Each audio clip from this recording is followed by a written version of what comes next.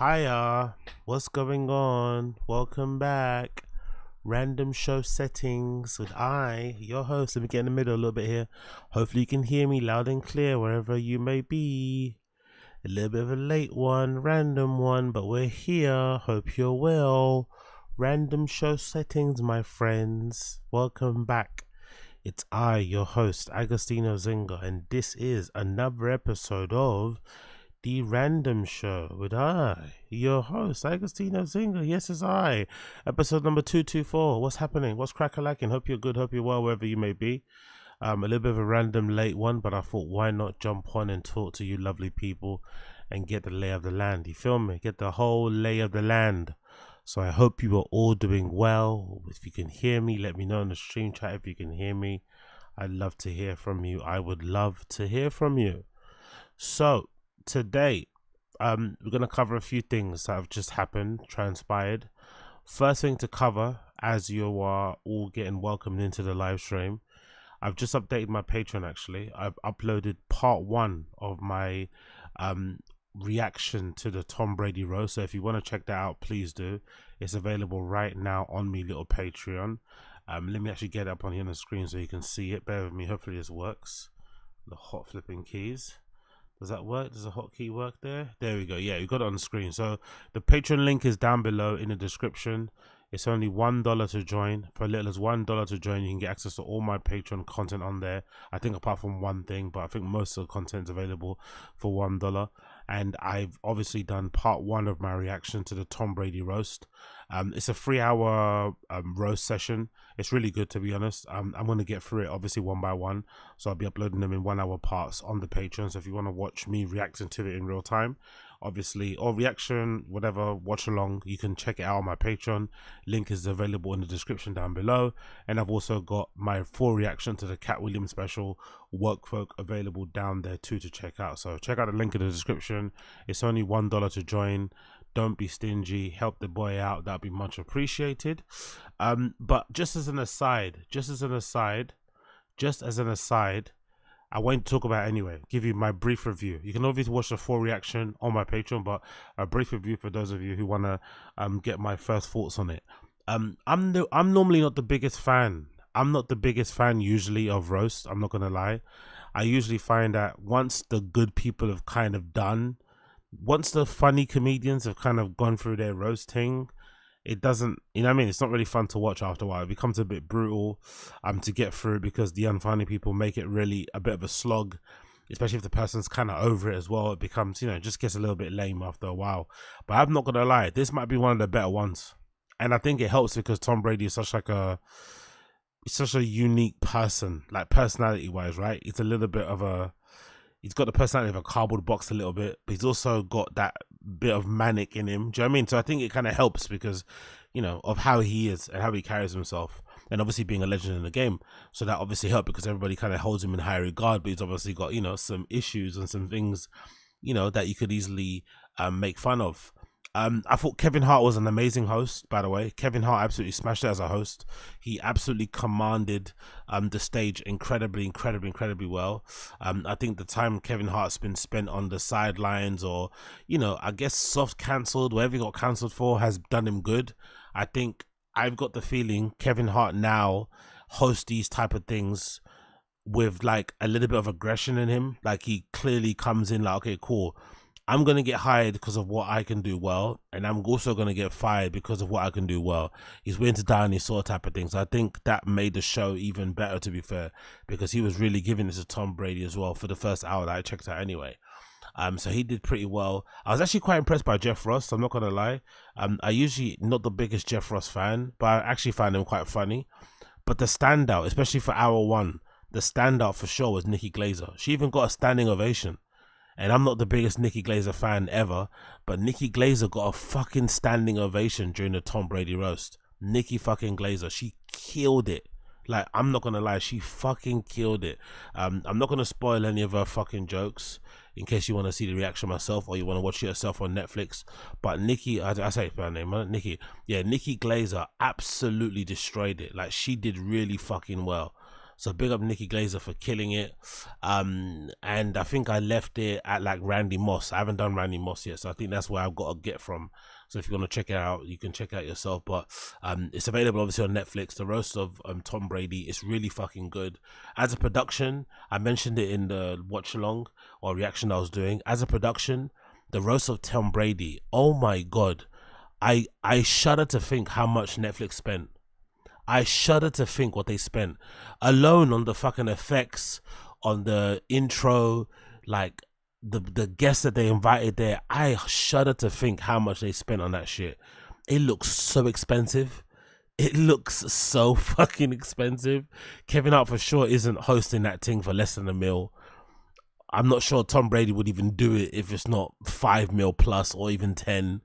So I don't know how much Netflix spent on this, but they must have spent so much money. It's like a who's who of who's who in there, like from celebrities, comedians, actors, whatever. Like it's fucking packed with people that you'd recognize from all walks of life. So yeah, big up Netflix. Surprisingly so, I didn't see Crystalia there. Surprisingly, I didn't see Brendan. Surprisingly, I didn't see Brian Callen either.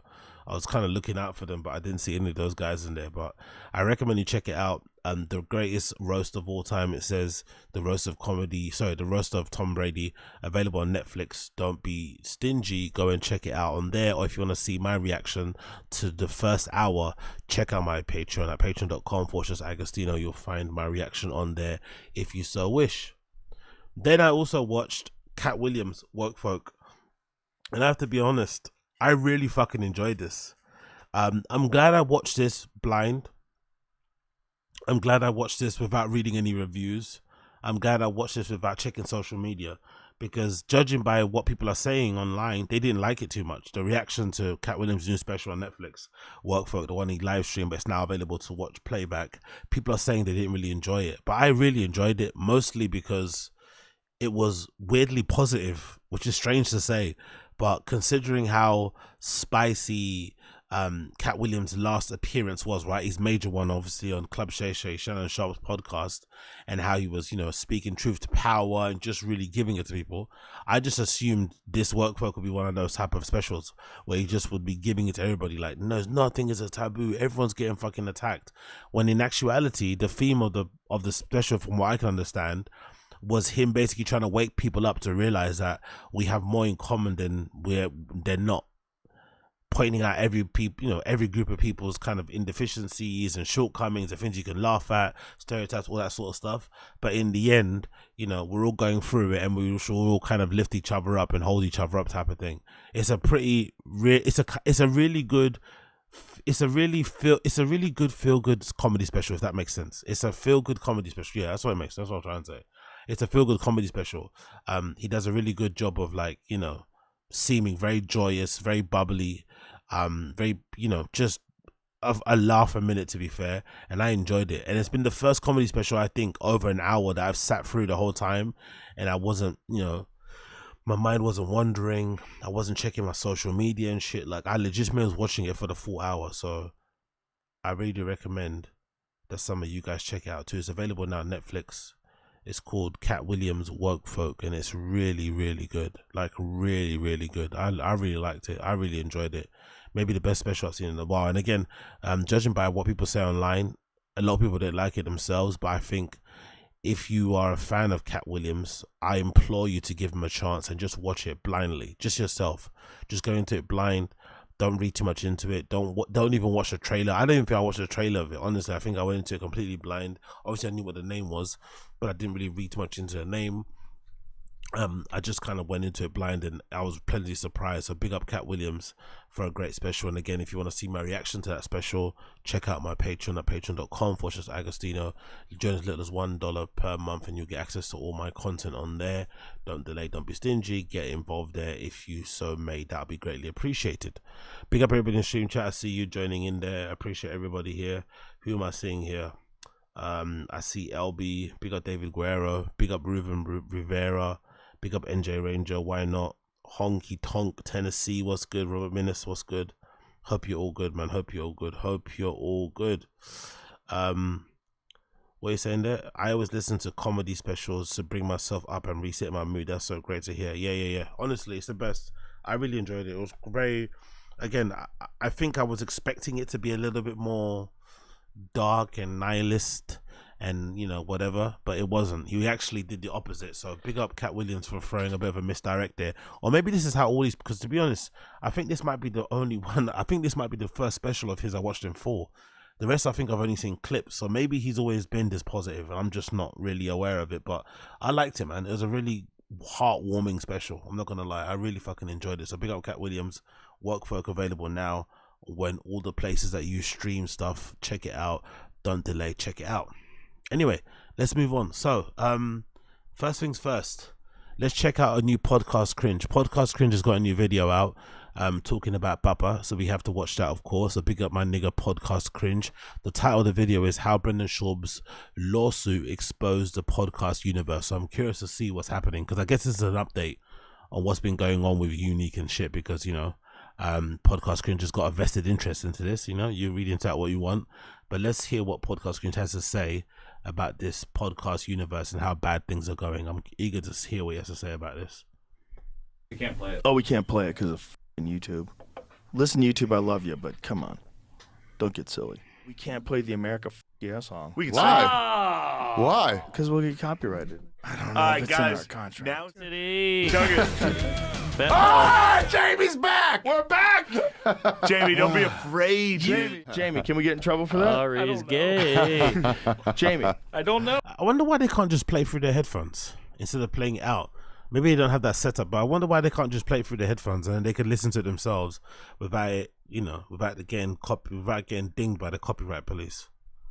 Oh, I'm not a lawyer. Why just reach I'm out not to a us? lawyer. Wait, so we're not allowed to have fun and use music anymore? What'd you guys sign? What'd you I sign? know, What did you right? What sign? is this What's goddamn happening? contract? It's just being on YouTube again. It's no secret that Joe Rogan's been having a hard time since he came back to YouTube this year, apart from having to put up I've also noticed, by the way, Joe Rogan doesn't even bother doing thumbnails. It's just he's so popular and so big. I'm sure there was thumbnails before for the YouTube, or am I gassing, or am I bugging out? I feel like there was always thumbnails for the YouTube videos, but he doesn't even have to do thumbnails. He just picks the auto-generated ones, you know, and uses those. But it's wild. No thumbnails needed. Just watch the videos and shut the fuck up. Every episode has like 1 million views. He's killing it. with all of us mentally ill YouTube users who comment on his podcasts. He now has to follow the same rules as everyone else on here. It all came to a head on episode 2128 with Joey Diaz. The episode was taken down from YouTube soon after it was published, and a short clip was cut out before it was republished again. That clip was of Tyson Fury singing American Pie in 2020, just after he'd beaten Deontay Wilder in their second fight. And so a couple of days later, Rogan had this to say on episode 2130 with Coleman Hughes. From just staying entirely on Spotify to now we're everywhere, dealing with YouTube is so bizarre. Like, people can claim copyright for things that are 100% not theirs. It's interesting. But if they claim it, then they can monetize your show. They take... It's a big hustle, by the way. I bet you some people out there making tons of money doing that. Just claiming copyright on stuff that they have no claim to, and then just letting the money roll in. You know, it's a clever little game. all the money from your show, so then you have to remove it, and then you have to fight it. It's f***ing bizarre. That's crazy. But it's dumb. It's dumb. There's things that you should be able to talk about. If there's a popular song, you're like wet ass pussy. You're like, look at the moral decline of America. Right. Listen to this. Right. I don't cook. I don't clean. I got this wet ass. It's like, you should be able to play that and just go, what the f*** are we doing? This is wild. Right. And entertaining and fun and a great song. But so this is Hitler. But at the same time as the not-so-powerful JRE was fumbling his way through YouTube's copyright claim circus, one of Rogan's protégés was the headline act of his own circus. In February, Brendan Schaub lost a 2-year lawsuit that he had brought against a smaller YouTuber named Kyle Swindells. Brandon claimed that Kyle had used clips from The Schaub Show and The Fighter and the Kid in his commentary videos without authorization from the copyright owner. By the way, this was also the start of the end for Brendan. One of the biggest, dumbest own goals ever. A part of me has sympathy for him because I'm pretty certain, man to man, boy to boy, lad to lad, he only sued Unique because he was getting pressure at home. Because Unique allegedly, he didn't really actually expose him, but because it was on live stream. But Unique obviously spoke about that clip that went viral of Brendan allegedly handing some girl a note on his YouTube channel. And of course, Brendan saw that, or someone from his side saw that. And I think that one clip caused a lot of trouble for him at home. Maybe his wife threatened to leave him. Something happened.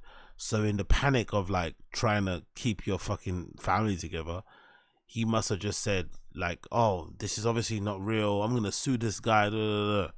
And obviously when you say stuff like that, especially to a wife like the one that Brendan has, who's not the, you know, sharpest tool in the shed, she's probably going to take that as a sign that, oh yeah, you didn't do the thing that you're being accused of because you're waiting to sue this person.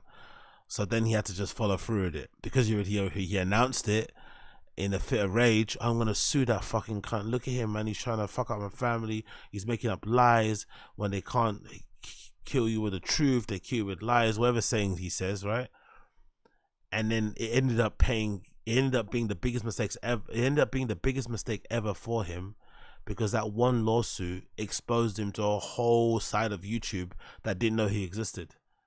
All the, you know, Moist Criticals of the world and all those type of dudes would have never started covering Bappa or even commenting on anything that he did if not for that ill-fated move of trying to fucking silence and sue Unique. Such a dumb move. Owner, Thick Boy Studios. So on the one hand, we have the most powerful podcaster in the world having episodes of his podcast taken down and being forced to cut out a couple of minutes before re-uploading it to YouTube. And on the other hand, we have Brendan Business Shark Schaub losing a court battle against another YouTuber for using clips in commentary videos. Now, I've also had my fair share of copyright battles right here on this channel, but I've been lucky. I've got a legal background myself and my best friend is a lawyer. So when guys like Bert Kreischer, Theo Von, Brendan Schaub, the Nelk Boys, Netflix, The Johnny Carson Show have come after me and tried to steal my ad revenue, Rod's head. Podcast Cringe is fighting Johnny Carson, you know? Yo, he must have some big hitters on his team, bro. He's able to fucking win copyright claims against fucking Johnny fucking Carson. Yo. I've been able to fight back and win every single time. But there's been one exception. There's been one massive pain in the ass that won't seem to go away no matter how many disputes, appeals, and legal letters we send. That pain in the ass is Joe Rogan. That's really? Right. The legendary free speech icon himself is the biggest copyright troll I've had to deal with. Not only does Rogan have a whole team of people dedicated to stealing ad revenue from YouTube channels like mine, they've even completely blocked my videos from being published. One time, Rogan took all the ad revenue from a 20-minute video of mine that wasn't even about him because I used a 20-second clip from JRE. But if they claim it, then they can. So I think Podcast Cringe is talking about Bent Pickles. They've come after me sometimes too with some videos. So Bent Pixels, I think, is the copyright company that claims all the stuff of Rogan's. I think, if I'm not mistaken, they're the ones that deal with that stuff on the back end. Yo, big up Alex. Dice. Dicey. Yeah, exactly. Big up Alex. Exactly. It's definitely dicey. 100% dicey. Big up Alex. I appreciate you, brother. I appreciate you.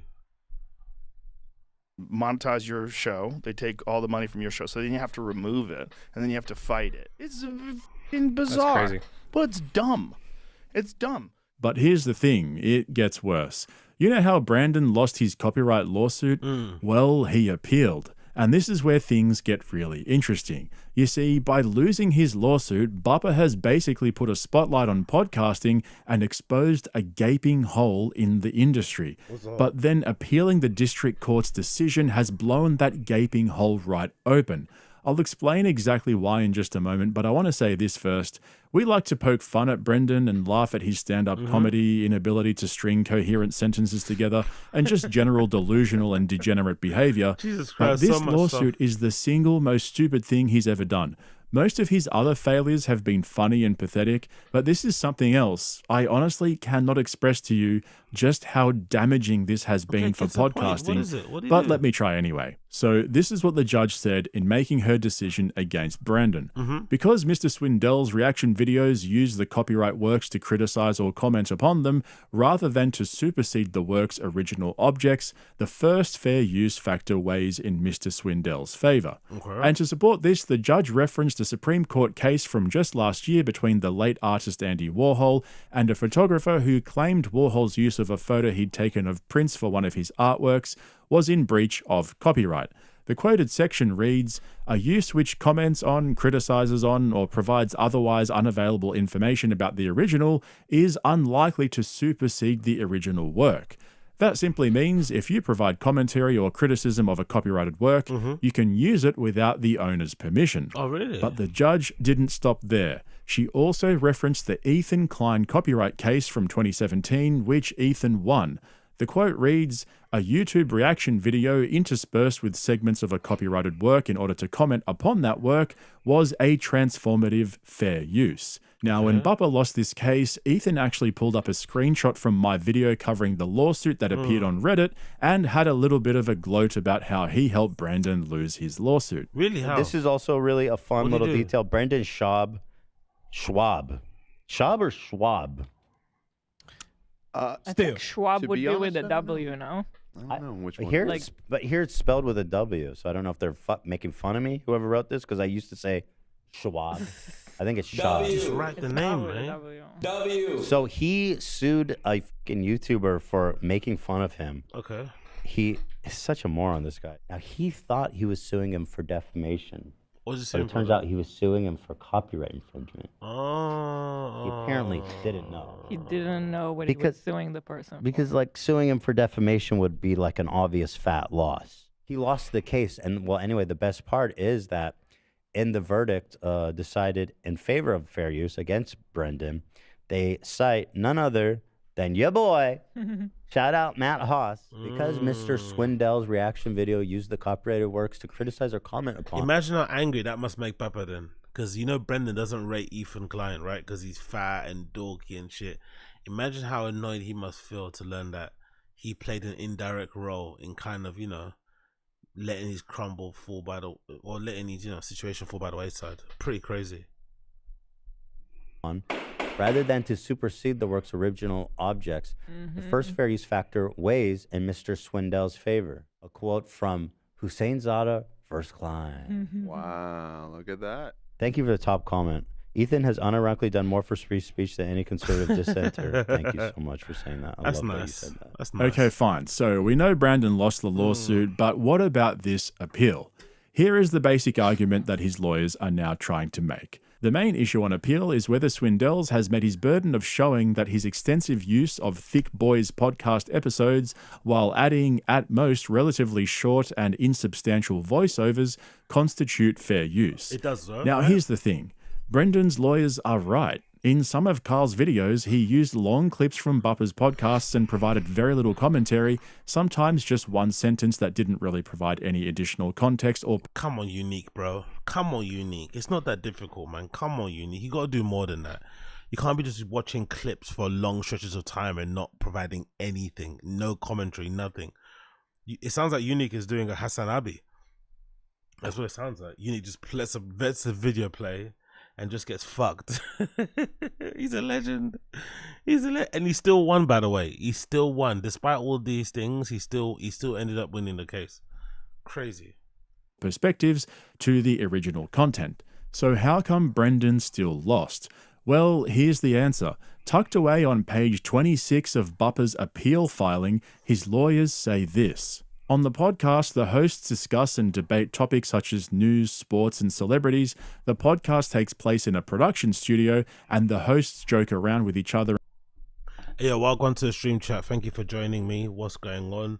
I see a few of you here already. What's happening? Big up Space Sky. Hope you're good, my friend. Big up Purple Racks. Hope you're good. AZ adding more commentary now. No, man, I always add more commentary. I'm not. I don't think I just watch stuff in the background. I don't even leave the chair when I'm watching stuff. I always add commentary. What are you talking about? I'm not the Black Hassan Abbey. I don't have that privilege. Well, and also I think it's a bit disrespectful anyway. When you're streaming, you should just sit in a chair until you're finished, isn't it? It's not that big of a deal. These motherfuckers always need to eat and drink and all this sort of nonsense. It's like, bro, just sit in a chair, talk your shit and go home. Or, log off. And provide funny stories and unusual wordplay. As Swindells admitted, Schaub has also conducted interviews with a variety of people, including Navy SEALs, NFL players, MMA fighters, comedians, and others. There is nothing factual about the episodes. Schaub and the other hosts make creative choices as to what to discuss, yet the district court found that the episodes were factual in nature. That was factual. Incorrect. I love it. So, this is the thing about copyright law. Not all types of media and art are treated the same. For example, a song or piece of music has a higher level of copyright protection. Oh yeah, what's good, Uche? I didn't see you there. What's happening, Uche? Hope you're well, my friend. Hope you're well. What's good, Andrew W? I see you as well. Andrew W in the chat. What's good? Protection compared to a newspaper article in the New York Times or Washington Post. That's because the Copyright Act distinguishes between creative works and factual works. Now, here's the other thing. Brandon's lawsuit is the first of its kind to make it into the courts. Prior to this decision, there was no precedent that had categorized podcasts as factual works. And if you're wondering what that means, it simply refers to the fact that on a podcast, it's just people sitting around talking about stuff. It's not a work of art in the sense that creative decisions are made about what colors to use for a... By the way, if you are out there and you create content or you do a podcast and you refer to it as a work of art, you deserve to get your neck slit open like a fucking pig at a farm or something. Can you imagine? You're referring to your fucking shitty, thing where you comment on other people's work and you rant into a microphone for an ungodly amount of hours as a work of art. Can you imagine the hubris, the ego that one must have to say those type of things? Crazy.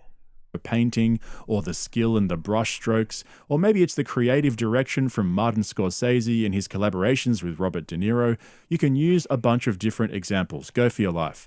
The point is that now Brandon lost, there is an established legal precedent that says podcasts are not creative works for the purposes of copyright law and therefore don't have the same copyright protections as more creative or artistic works.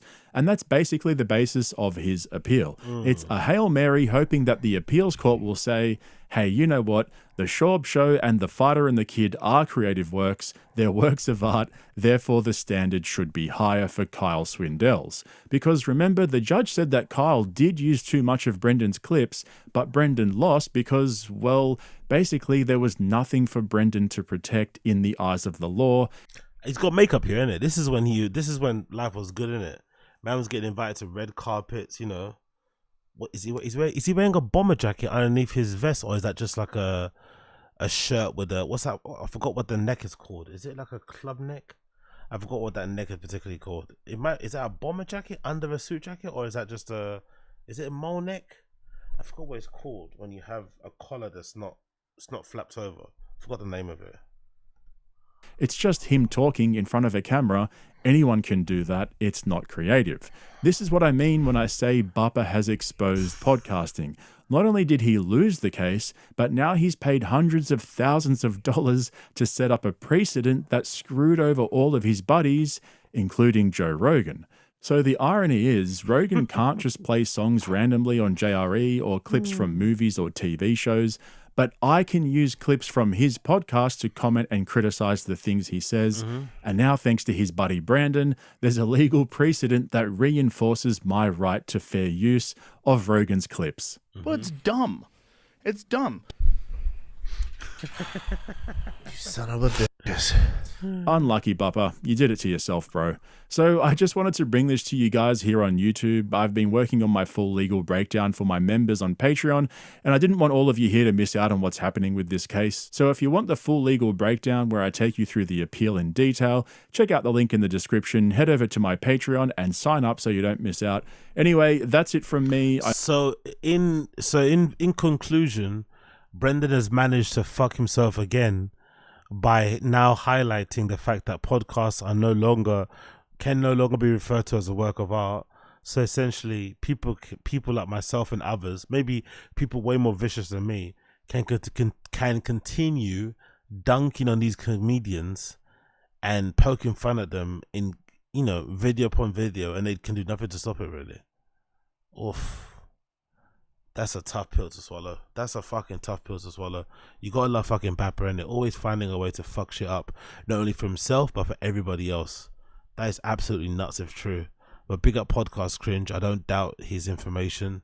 So let's see Wagwan as this continues. We'll see how this continues.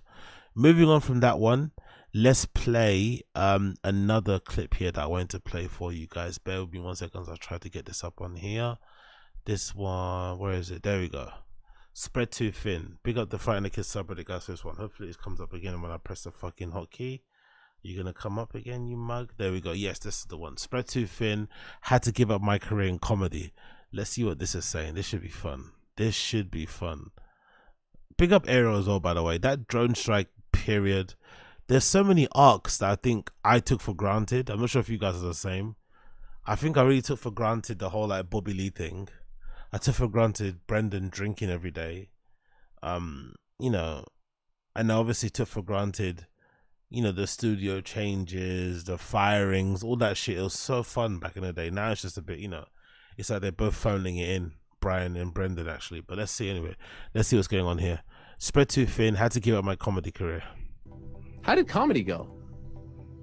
Well, everybody thinks you quit comedy, and everybody thinks I pulled back on my comedy because between what I'm doing with the cars, the podcasts, Game Bread commentating, racing, something had to give because my son's, he's gifted at baseball. He's on a travel team. I did my car stuff, the merch, the stand-up. I was like, I'm about to break, dog. Right. I don't know what to do. Yeah. Spread so thin. We just spread too thin? Yeah. I can't do it anymore. I'm tired, man. I'm tired. I'm freaking tired. My plan is this: start doing some sets at the Stand. Start going over and seeing Chris Mazzilli at the Gotham Comedy Club.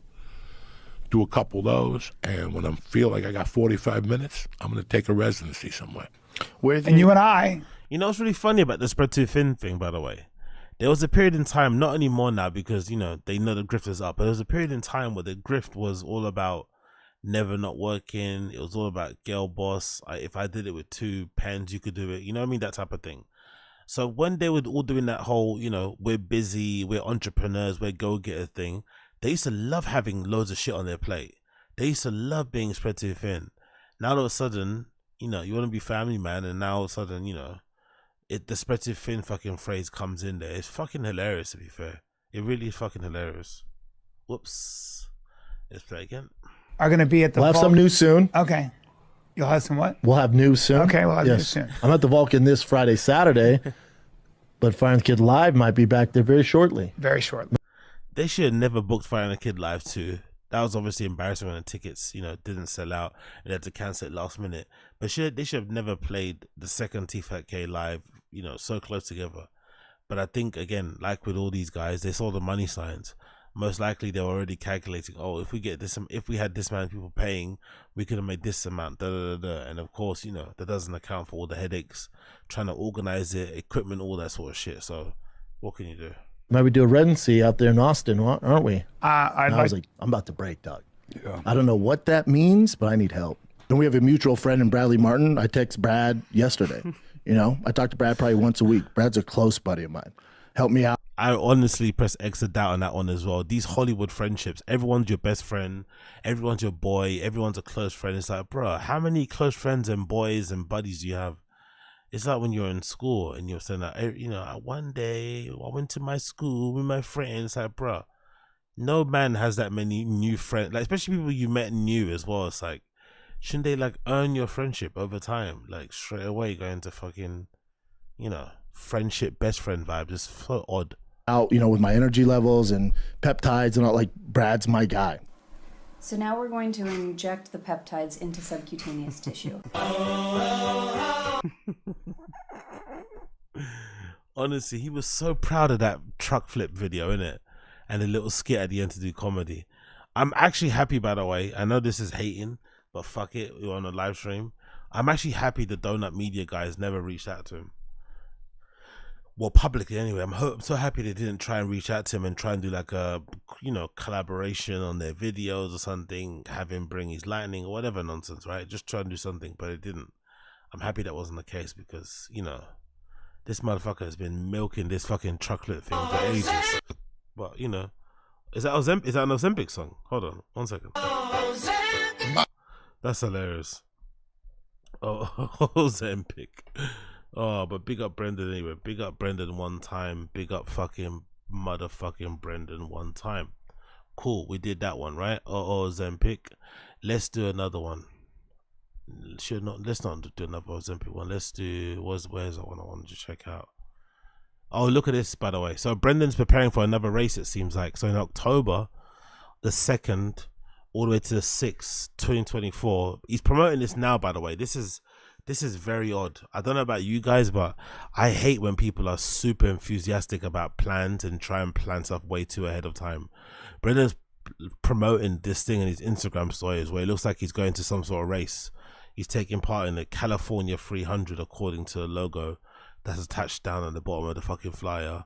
October 2nd to the 5th, 2024 at Barstow, California. So I guess the grift is going to keep on going. He's now, I also love that he's got these pictures of these badass, like, doing buggy things that he's going to drive. And then you think you're going to drive them. It's like, nah, no way. These things are expensive. But yeah, he's doing a show October 2nd to 6th in Barstow, California. If any of you guys are around, want to hear some fire new comedy, you know where to go. You feel me? You know where to go. You know where to go. And again, I'm curious, will this be a part of the whole Toontown thing? Will we get another episode of Toontown in fucking October? That's pretty wild, isn't it? But maybe that's what we're waiting for. Maybe that's what he's waiting for. Do you know what I mean? Let's see how that goes out for him. But yeah, Baba's not giving up on the racing thing. He flipped a truck, had to buy a brand new one just to keep up appearances. And now he's gonna go race again in a California 300. I actually want to see what does it actually look like. What does a California 300 look like? California. Let's see. I want to see what that looks like. I guess it's the same, right? It's like a rich middle-aged white dudes driving expensive pickup trucks and shit, or cosplaying as rally drivers. I'm assuming this is it, right? 2023 California 300 Ultimate Race highlights. Hopefully it doesn't use shitty copyright music, please. I'd rather it be on mute. Let's see what the music is saying though. Come on, load. There you go. Let's see what the music is saying.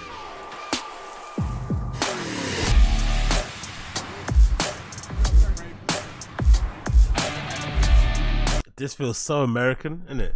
It feels so unnecessarily American. Mirrored sunglasses, beers, stern looks, yeah, man shit.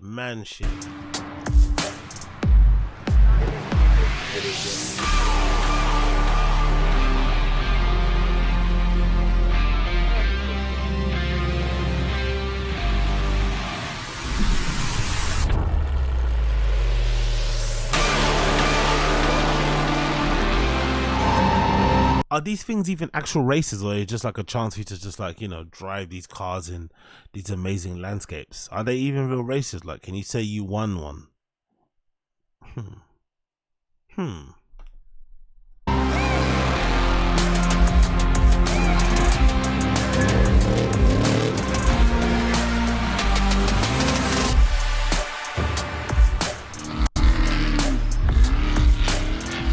We might get, judging by the course, it looks kind of rough.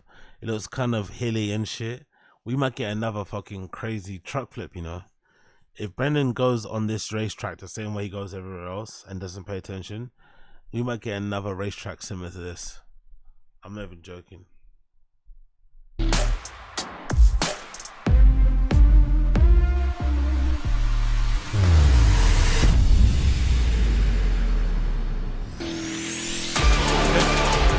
Okay, that's it basically. Min 300. Brendan's about to do it very, very soon. Let's see how that works out for him. Hopefully it works out for him well. I don't want to see the guy get injured or anything. I know it's beyond popular fucking, whatever. But let's see how it rolls out. He's not giving up on the dream of now being a race car driver. Stand-up comedy's dead. SNL is kaput. Who fucking cares about SNL? Now it's all about being the new official race car driver of, these places, which is absolutely hilarious. So, we did that. We did this. Let's now jump into the video that I went to check out, the most important one, which is the one by Abba and Preach regarding, is it Abba and Preach one regarding the Drake allegations, or is it another one? Oh no, that's what it was. It was a Shorb Show. Apologies. Let's watch Shorb Show episode number 384. Just dropped a minute ago. I'm curious to hear what he has to say about his weekend and shit.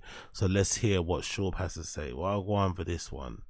Let me get up on the screen so you can see what I'm saying. Bear with me. Cool. There we go. This episode of the Shop Show is brought to you by Safety Shop. We don't care about your ads. Code Brendan. Well, hello, friends. Sipping on my Big Thirsty. Not to be confused with a Big Gulp. Big Thirsty is at Chevron's, I think.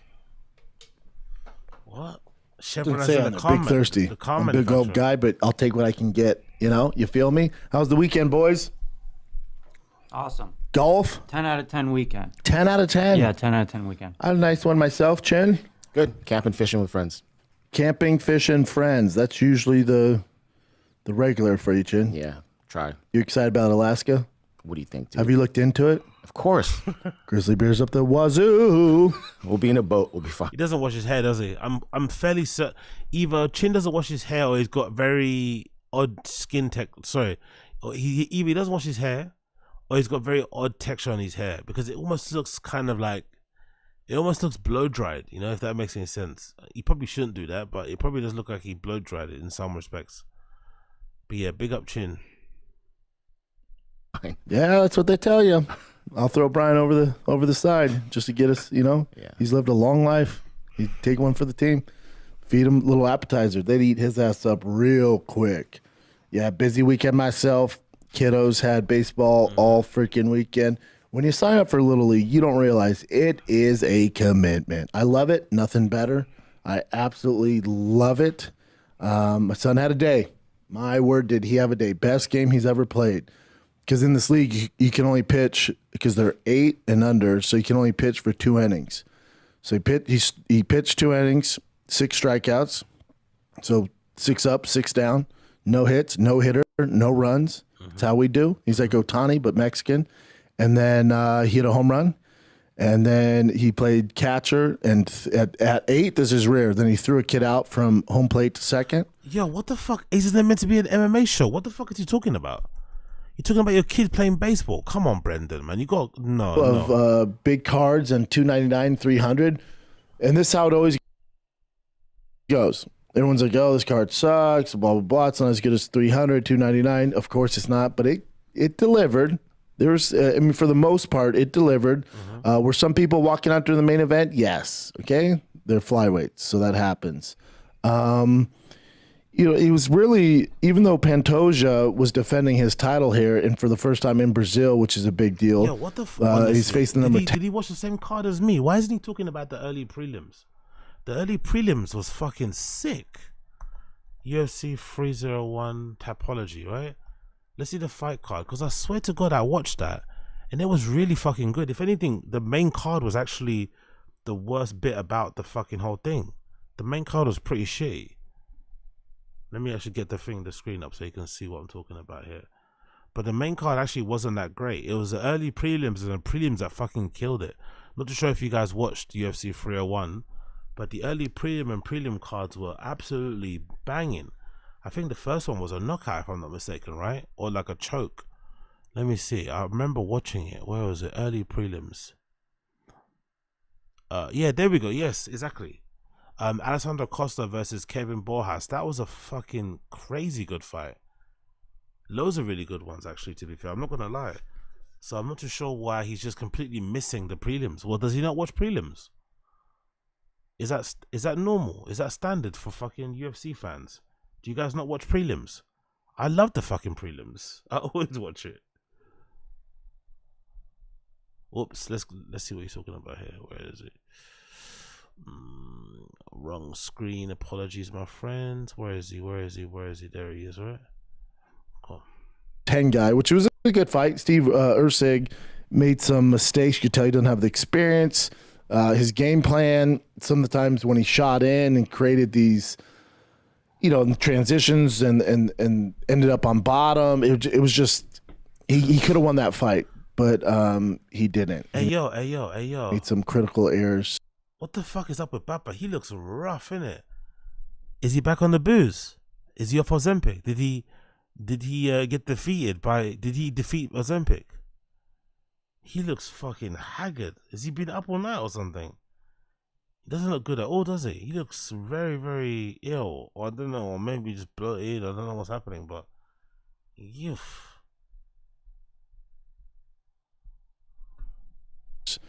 Just like your boy Vitor Petrino did as well with Anthony Smith, which we'll get to. Big up Chris Rizze. What's good, Chris Rizze? Hope you're good, my friend. Long time no see. Hope you're well. But even though Pantoja was the headliner, the real headliner was Jose Aldo. And boy, did he show out. Jose Aldo passed the test. And I don't think the UFC thought this fight was going to go this way. I don't think they really care, but I think they were trying to get Jonathan Martinez over. He's the young prospect, monster. He's been doing work. Younger guy. Listen, not an ideal fight for Jose Aldo, even though it's in Brazil. Jose Aldo was supposed to fight Dominic Cruz, so they put in Jonathan Martinez, and they wanted to use the shine of the King of Rio to put Jonathan Martinez over, as they say in professional wrestling. And Jose Aldo had different plans. He looked fantastic.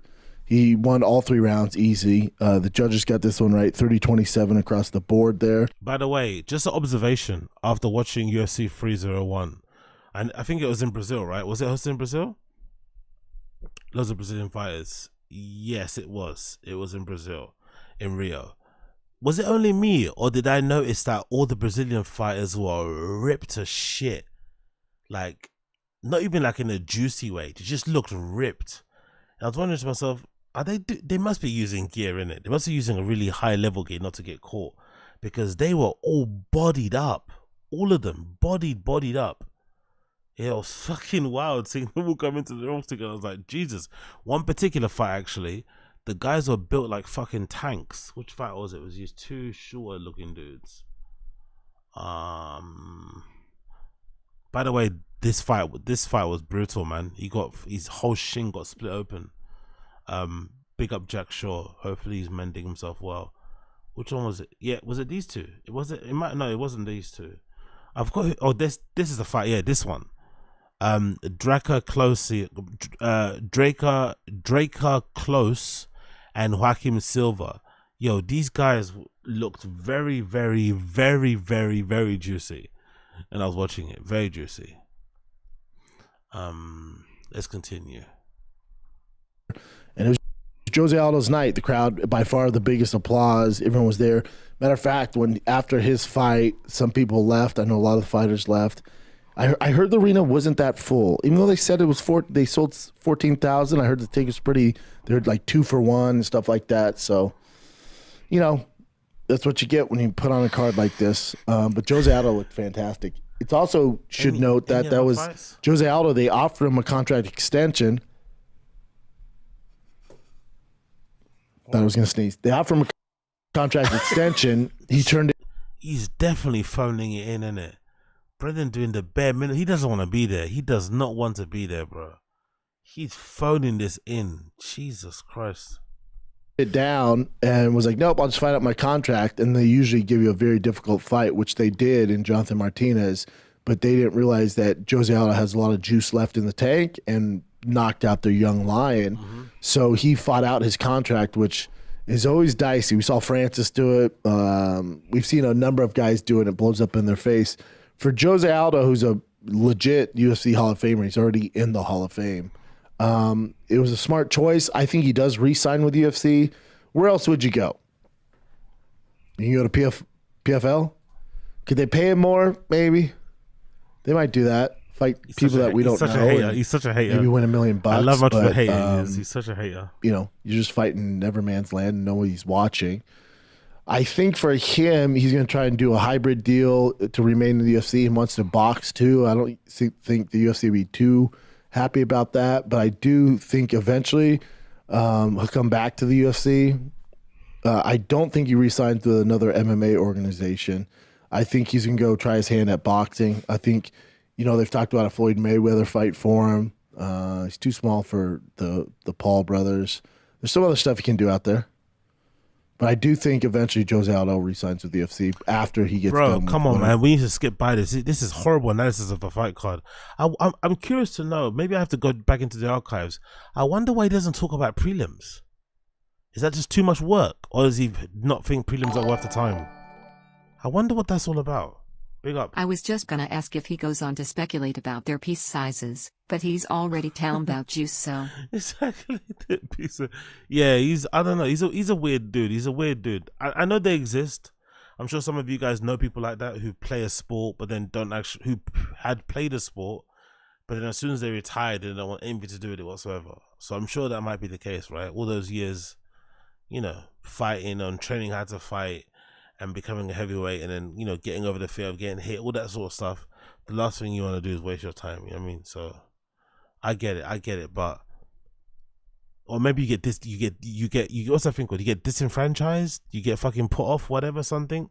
But I don't know. I personally think prelims are where you see the actual talent coming through, trying to make a name for themselves, and then you get to follow their journey. It's pretty fun. I don't know. Maybe I'm just an idealist in that regard, but I quite enjoy it. You know, as Anthony Smith said, there are levels to this game, and Vitor learned that the hard way. Shot in a shitty shot, exposes. Yeah. I'm not gonna lie. This is one of the most gratifying wins of the card. Anthony Smith beating Vitor Paterno. Honestly, so good. Especially when you're setting up the fucking guillotine. He kind of looked to his corner, big breath in and exhale out, and just kind of cinched it in. He knew it was over whilst he got in that position. It was so sick to see him. So big up Anthony Smith. He deserved that one. He seems like a good egg. I like him. He's a bit kooky, I understand, but I like Anthony Smith in general. Neck, and when a guy's undefeated like that, of course, he thinks he can get away with anything. But you're gonna learn. These vets look for that stuff, and Anthony Smith looked for that. Got it done. He thinks he has a run left in him. I don't know. He could, especially at light heavyweight. Any of the other divisions outside of heavyweight, like if this is middleweight, welterweight, 155, 145, welterweight, 170, 135, not a chance. At his age, no, not a chance. But light heavyweight, I don't get why everyone's hating on him. But everyone's like, oh, they're so ridiculous. How? He just had a big win over a prospect, gets another win. We're talking about Anthony Smith fighting for a title. It's not that crazy. Could definitely do it at his age. It's not that wild. Again, at these heavier weight classes, you can get away with that. The lighter one's not a fucking chance. But with this, 100%. The Michel Pereira, he did his thing. What's he won? 7 in a row now? Since moving up to middleweight? I can't believe he has a 170 or when you see him at middleweight. Like, how in the world? 7 in a row. What the fuck?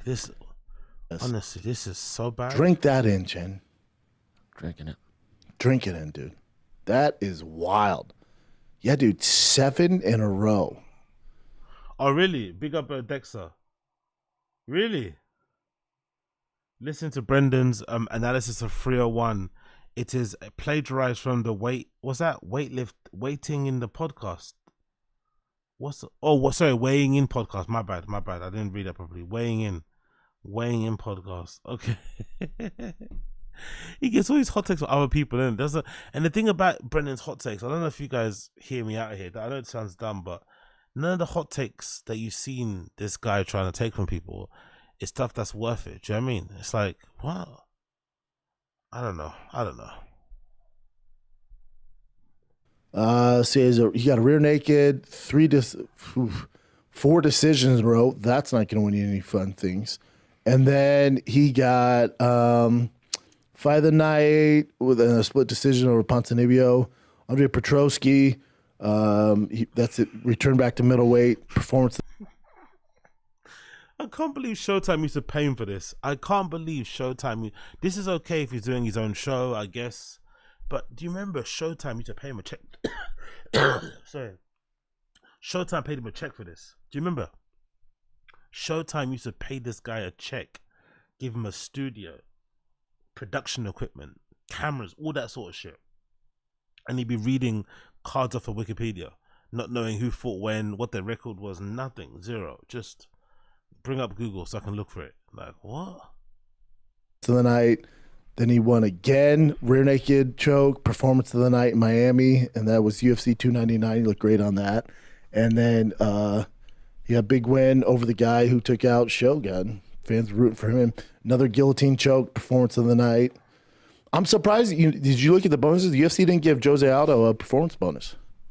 Why would they though? Wasn't that great of a performance? There were other fights on that fight card that should have probably got them, especially at the first fight in the early prelims. What are you talking about? Why would you give her the, huh? Should have resigned. That's what they do. They went, okay, no, we're not giving you any favors. It's not happening. Even though you've done so much for us, one of the greatest of all time, King of Rio. No, not happening. It's time for Pierre to fight some good competition, though. It's go time. Paul Craig, God, man, that was a tough one. Oh, by the way, Paul Craig. Can somebody explain that to me as well, by the way? He has no business being in the UFC, does he? How did Paul Craig make it that far in the UFC? He has no business being in there.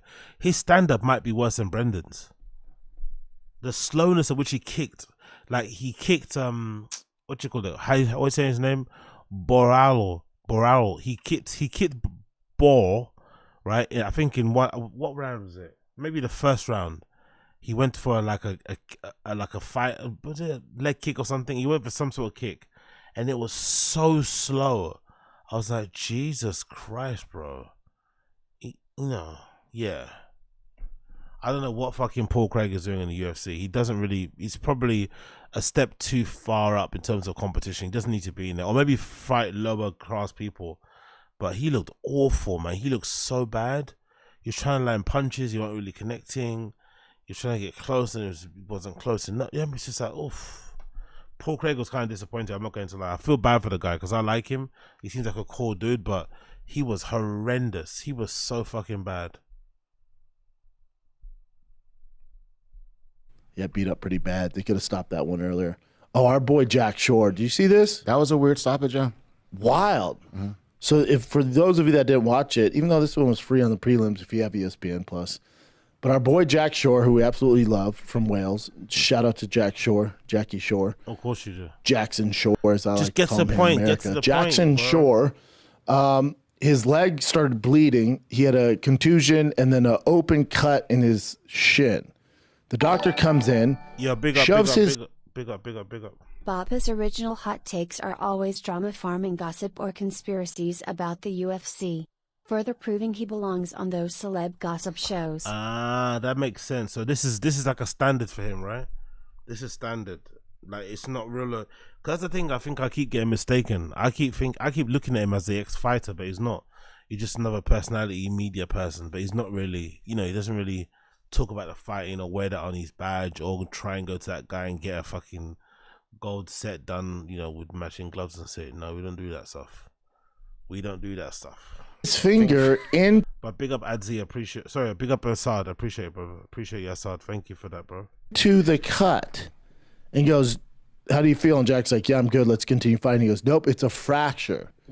Jack's like, I don't think so. They tell him it's a fracture. He leaves there. He goes to the hospital. They go, no fracture. It's just an open wound. And this is the problem when you have a doctor with zero fight experience. I assume he has no fight experience. These guys are not like others. They're gonna continue to fight. Because when you take away a win from a fighter, it is devastating. It sets them back exponentially. And not only that, it's also half their pay. So if you're just gonna, which is wild to assume it's a fracture, it's so wild. And the fighter goes, no, I think I'm good. And you go, no, I think it's a fracture. And you have no clue. Wouldn't you rather lay on the side of, all right, let's let it go a little longer. If it's fractured, there's no way he's going to be able to perform. And then he falls down and then you can stop it? Because That's weird. When you do this, that awful stoppage, when you do this, it screws the fighter over, man. Again, you wouldn't continue to fight as the doctor. You would never. These guys are not built like you.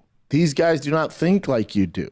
So you're bringing these civilian, layman kind of values on these fighters. They're not like you. You got to let Jackson Shore continue to fight. You fucked him, dude. You screwed him. What is he talking about? And back to the drawing board. It sucks. And you got half his pay because you thought it was fractured. But didn't he look quite fucked up anyway on the replays? On my bugging out. I understand totally why the doctor maybe was in a panic or maybe forgot or maybe just didn't read stuff properly, but it did look pretty fucked, the leg. Just from the naked eye anyway. But you also sit in an air-conditioned office Monday through Friday and look Like at you. sick people and push agendas on them and prescriptions and vaccines. Here we go. And you just caused this kid a huge fight. Yeah. Just caused a huge, caused him to lose a huge fight. Now he's back in the queue. You fucked him. Conspiracy theory, Brendan. I did hear like an argument from either Kenny Florian. Love to hear it.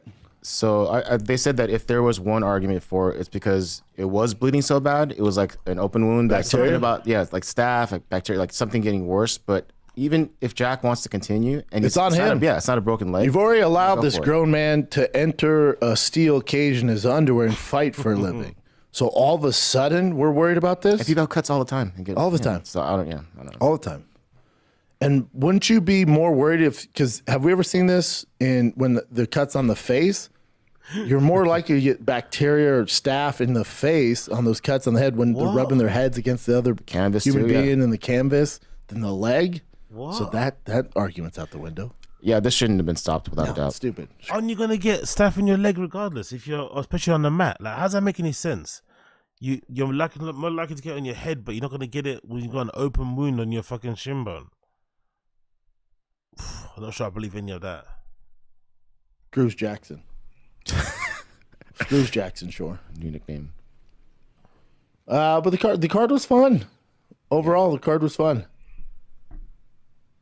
Mauricio Ruffy versus Jamie Malarkey. That was a tough one. I'm a Malarkey fan. He got his ass whooped. Everyone's saying that the Ruffy guy is like the next Conor. Yeah, basically that Ruffy dude was fucking incredible to watch, man. He came in with some like weird karate low kick thing. I don't know what the fuck that was all about, but that was so fun. The guy they fed him was just not fair though. He had no business being in the same octagon as him.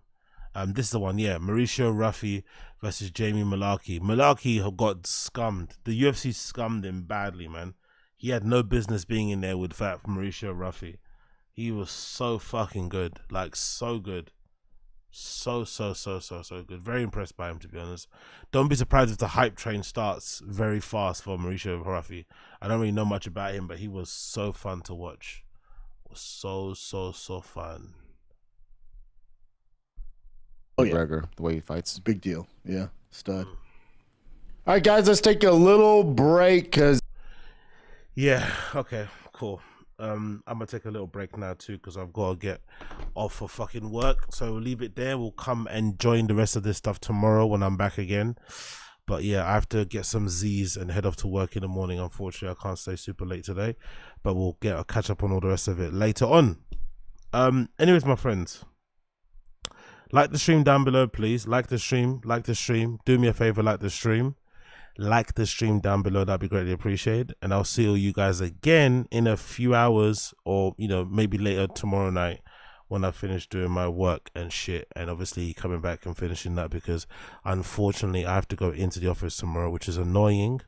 But yeah, I have to go into the fucking office, so I'm in the fucking office for once in the week. But yeah, let's get that done.